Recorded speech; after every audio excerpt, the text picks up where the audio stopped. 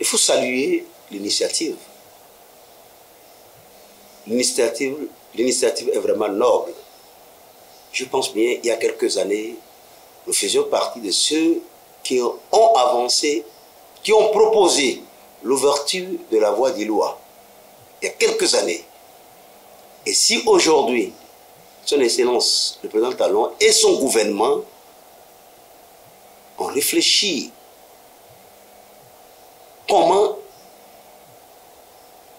donner vie au port de Cotonou et par ricochet, comment donner vie au sous-secteur de transport, je pense bien, cela mérite d'être salué. Segouana, c'était une grande porte d'entrée au port au Nigeria. Les années antérieures, ceux qui, à l'époque, étaient aux affaires, ont su ce que cette voie a été dans l'économie de notre cher pays. Et si aujourd'hui cette porte vient de s'ouvrir, nous saluons et nous prions Dieu, le miséricordieux, le tout miséricordieux, d'accompagner nos dirigeants, les deux dirigeants, je veux dire, hein, le gouvernant du Nigeria et du Bénin. Et je voudrais aussi solliciter les cadres, ceux qui sont appelés à être opérationnels sur le corridor, d'accompagner l'initiative, d'être souple dans la rigueur, pour accompagner l'initiative. Parce que c'est une voie, une nouvelle voie aujourd'hui. C'est un cachet spécial qui est donné à cette voie-là. Et vous n'êtes pas sans savoir que le port de Cotonou a perdu à 70% sa clientèle de l'interland. Et cette clientèle qui est partie malgré elle vers le Togo, vers le Ghana, à apprendre qu'il y a une grande porte, qui s'ouvre aujourd'hui directement vers le Nigeria.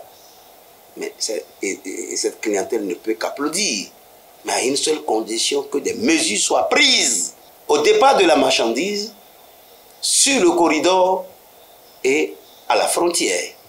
La clientèle qui est partie, il y a aussi d'autres clients qui étaient abonnés, qui est abonné au port de Lomé. Mais à voir cette porte, ils vont vouloir venir expérimenter cette nouvelle voie.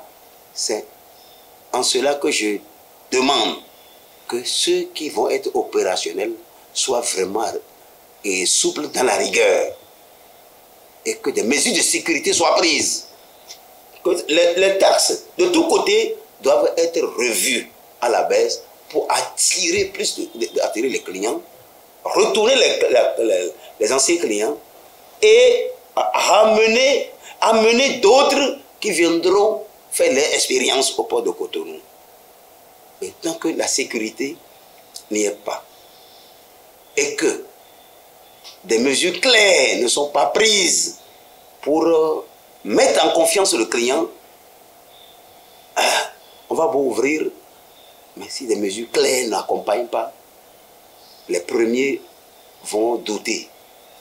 Et il revient aux deux gouvernements de nous expliquer les marchandises qui sont acceptées sur ce corridor, lesquelles sont prohibées, lesquelles sont acceptées, et le coût. Et comme ça, nous allons aider nos gouvernants à partager l'information, puisque, vous savez, un transporteur a forcément le donneur d'ordre. Et ce donneur d'ordre écoute son transporteur. Donc sur ce, nous attendons impatiemment les mesures pour pouvoir vraiment partager l'information avec nos différents clients qui sont de l'autre côté, malgré eux aujourd'hui. Même les Nigériens, je dis bien même les Nigériens, si tout est bon de ce côté, ils finiront par revenir par ici. Vous savez, le Bénin, géographiquement, est bien situé. Celui qui veut aller à Lagos, venant du Libéria, a forte chance de passer par le Bénin. Celui qui quitte le Nigeria, qui veut aller au Ghana, forcément, à moins qu'il prenne la voie aérienne, mais il est obligé de passer par le Bénin. Et en passant par le Bénin, il ne peut pas passer sans laisser des plumes. Il est obligé d'acheter quelque chose, il est obligé de faire quelque chose. C'est un avantage géographique. Et ce qui vient corroborer, au Bénin, nous avons pléthore de camions. Nous avons des camions, bons comme mauvais, on en a. Et cela facilite la transaction, l'acheminement des marchandises à partir du port de Cotonou. Ce que le Togo n'a pas. Je dis bien bon comme mauvais. On en a. On a des camions qui peuvent parcourir les 1000 km de Cotonou-Niamey en 3 jours. Si au niveau des formalités, tout est bon, en 3 jours, il est là-bas.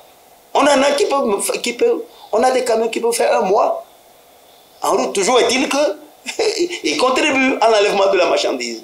Voilà un peu ce que le Bénin a. Et le Bénin n'a pas un syndicalisme un syndicalisme fort qui dit si ce n'est pas moi, ça ne passe pas. Le Bénin n'a pas ça. On est très souple dans notre syndicalisme. Voilà les avantages.